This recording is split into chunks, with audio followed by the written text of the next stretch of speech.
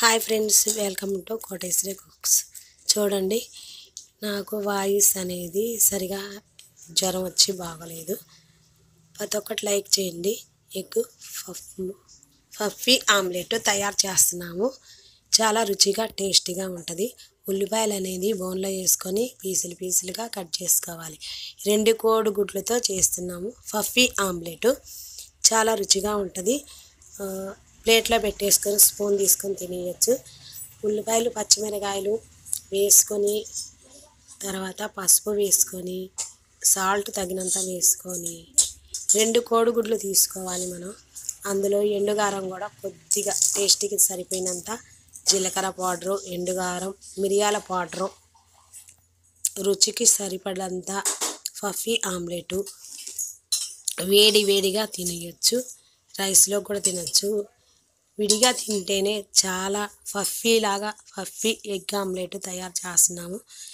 చాలా కాస్ట్ ఉంటుందండి. బయట అయితే మనం ఇంట్లోనే నిమిషాల్లోనే రెడీ చేసుకొని వేడిగా తినచ్చు. అంత టేస్టీ, అంత రుచిగా ఉంటుంది.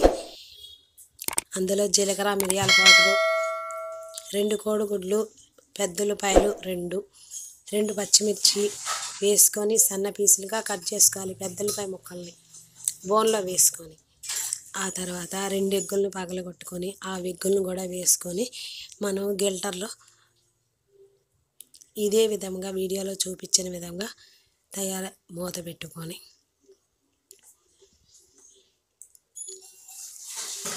వీడియోలో చూపించిన విధంగా చేసుకుంటే అది మొత్తం కలిసిపోయిద్ది. కోడిగుడ్డు బ్యాటర్ అనేది మొత్తం కలిసిపోయిద్ది.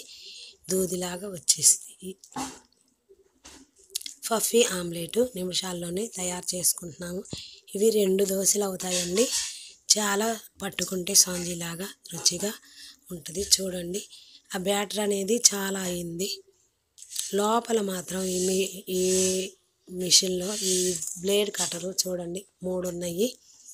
3 బ్లేడ్లు ఉన్నాయి. ఆ బాక్స్ వచ్చేసి 200 రూపాయలు మాత్రమే మార్కెట్లో దొరికిద్ది. నిమిషాల్లోనే తయారు చేసుకోవచ్చు. స్టవ్